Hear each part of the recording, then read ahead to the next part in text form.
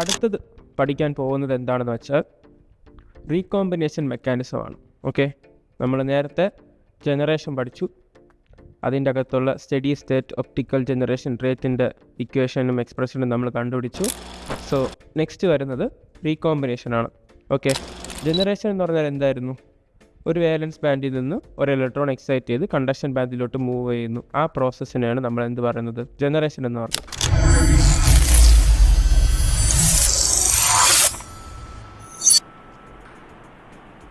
Recombination എന്ന് പറയുന്നത് എന്തായിരിക്കും? ജനറേഷൻ്റെ ഓപ്പോസിറ്റ് ആയിരിക്കും. അതായത് ഇങ്ങനെ വാലൻസ് ബാൻഡിൽ നിന്നും മൂവ് ചെയ്ത് പോയ ഒരു ഇലക്ട്രോൺ അവിടെ ബാലൻസ് ബാൻഡിൽ ഒരു ഹോൾ ക്രിയേറ്റ് ചെയ്യും, അഥവാ ഒരു വേക്കൻസി ക്രിയേറ്റ് ചെയ്യും.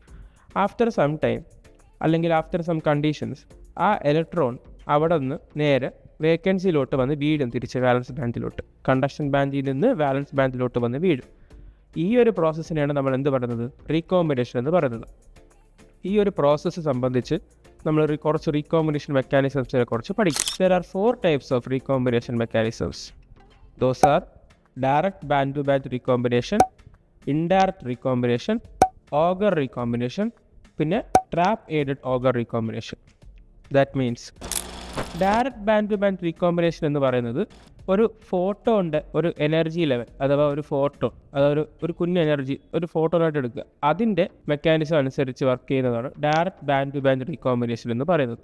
ഓക്കെ, അത് നമ്മൾ പഠിക്കും. ഇൻഡയറക്റ്റ് റീകോമ്പിനേഷൻ എന്ന് പറയുന്നത് ഒരു 4 പ്രോസസ്സാണ്. അതായത് ഇലക്ട്രോണിൻ്റെ ക്യാപ്ചറും എമിഷനും, അതുപോലെ ഹോളിൻ്റെ ക്യാപ്ചർ എമിഷനും.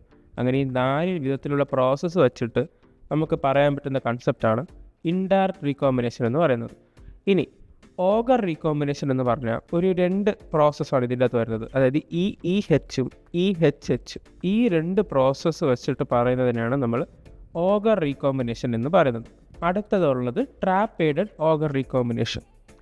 ട്രാപ്പ് എയ്ഡഡ് ഓഗർ റീകോമ്പിനേഷൻ്റെ അകത്ത് പേരിലുള്ളതുപോലെ തന്നെ ഒരു ട്രാപ്പ്, അതായത് ഒരു ട്രാപ്പിൻ്റെ ഒരു ലെവൽ കാണും, ലെവൽ ഓഫ് ട്രാപ്പ് അഥവാ ട്രാപ്പ് ലെവൽ. നമ്മളവിടെ മേ ബി നമുക്ക് ഒരു ട്രാപ്പിൻ്റെ ഒരു എനർജി ലെവൽ വരച്ചിട്ട് അത് വച്ചിട്ട് ഒരു പ്രോസസ്സ്, നമ്മൾ ഒരു movement of the electron from the hole, ആ ഒരു പ്രോസസ്സ് വെച്ചിട്ട് ട്രാപ്പ് എയ്ഡഡ് ഓഗർ റീകോമ്പിനേഷൻ്റെ കൺസെപ്റ്റ് എക്സ്പ്ലെയിൻ ചെയ്യും. ഇതാണ് നമ്മളുടെ 4 types ഓഫ് റീകോമ്പിനേഷൻ മെക്കാനിസംസ് എന്ന് പറയുന്നത്. ഈ 4 ടൈപ്പും കൂടെ പഠിച്ച് ചെയ്തൊരു എസ്സേ ആണ്. ഇതിൻ്റെ അകത്ത് നിന്ന് 3 മാർക്ക് ആയിട്ടും ചോദിക്കാം, ലോഗിൻ്റെ അകത്തും സബ് ക്വസ്റ്റ്യൻസ് ആയിട്ട് ചോദിക്കാം. ഇതൊരു ഒറ്റ എസ്സേ ആയിട്ട് പഠിച്ച് വെച്ച് കഴിഞ്ഞാൽ ഇത് ഫുള്ളി നമുക്ക് ക്രാക്ക് ചെയ്യാൻ പറ്റും. നമ്മൾ ആദ്യം നോക്കാൻ പോകുന്നത് direct band to band recombination ആണ്. ഓക്കെ, നമ്മളിവിടെ ഒരു എനർജി ബാൻഡ് ഡയഗ്രാം വരച്ചു, കണ്ടക്ഷൻ ബാൻഡ് വരച്ചു, വാലൻസ് ബാൻഡ് വരച്ചു. അതിൻ്റെ എഡ്ജിൻ്റെ ECയും ഇവിടെ നമ്മൾ EV എന്ന് എഴുതി, ഈ നടുക്കുള്ളതിനെ നമ്മൾ യൂഷ്വലി E എന്ന് എഴുതി. ഓക്കെ, ശരി. ശ്രദ്ധിക്കേണ്ട കാര്യം എന്താണെന്ന് പറഞ്ഞാൽ, ശ്രദ്ധിച്ച് കേട്ട് കഴിഞ്ഞാൽ നമുക്കത് ഫോളോ അപ്പ് ചെയ്ത് പഠിച്ച് ആ ഒരു റൂട്ട് മാപ്പ് ഇട്ട് പഠിക്കാൻ പറ്റും. ഓക്കെ, ഫസ്റ്റ് പോയിൻ്റ് എന്ന് പറയുന്നത് ഒരു ഫോട്ടോൺ ഓഫ് എനർജി. എന്താണത്? നമുക്കതിനെ hν എന്ന് വിളിക്കാം. ഓക്കെ, ഒരു ഫോട്ടോൺ ഓഫ് എനർജി hν അത് വന്ന് വീഴും. എവിടെ വീഴും? ഇവിടെ ഈ എനർജി ബാൻഡ് ഡയഗ്രത്തിൻ്റെ ഈ ഇടയ്ക്കുള്ള ഗ്യാപ്പിലോട്ട് വന്ന് ഒരു എനർജി നമ്മൾ വരുന്നുണ്ട്. ആ എനർജിയാണ് ഫോട്ടോണിൻ്റെ രൂപത്തിൽ hν ആയിട്ട് വരുന്നത്.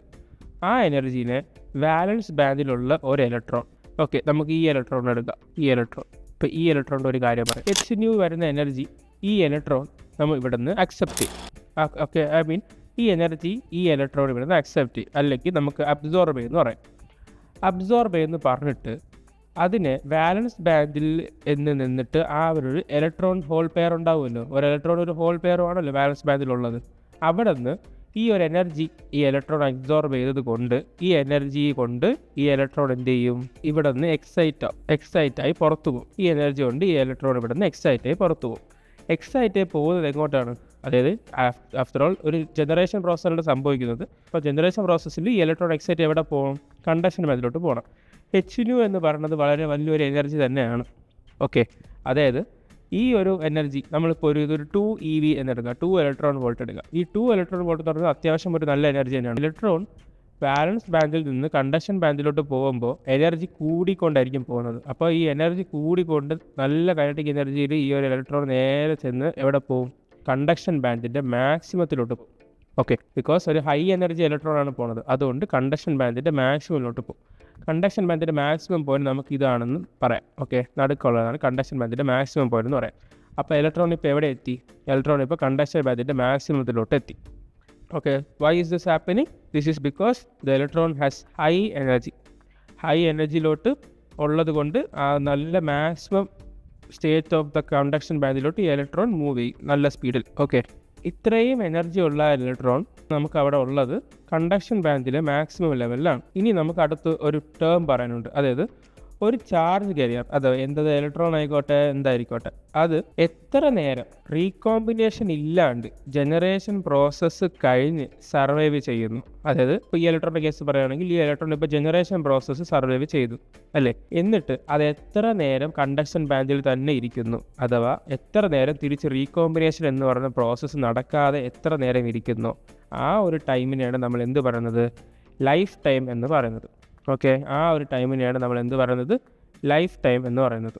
ഒന്നും കൂടെ പറയാം. ഒരു ഇലക്ട്രോൺ ഇവിടെ നിന്ന് നേരെ ഹൈ എനർജിയിൽ അത് കണ്ടക്ഷൻ ബാൻഡിലെ മാക്സിമത്തിലോട്ട് ഇവിടെ പോയെന്നാണല്ലോ നമ്മൾ പറഞ്ഞത്.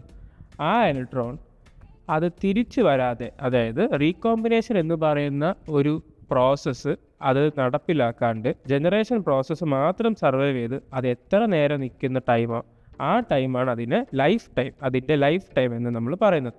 ഓക്കെ, നമുക്ക് തിരിച്ച് കാര്യത്തിലോട്ട് വരാം. കുറച്ച് സമയം കഴിയുമ്പോൾ ഇലക്ട്രോണിൻ്റെ ഈ ഒരു എനർജി പയ്യെ കുറയും. ഓക്കെ, എനർജി പയ്യെ കുറയും. എങ്ങനെയാണ് ഈ എനർജി കുറയണത്?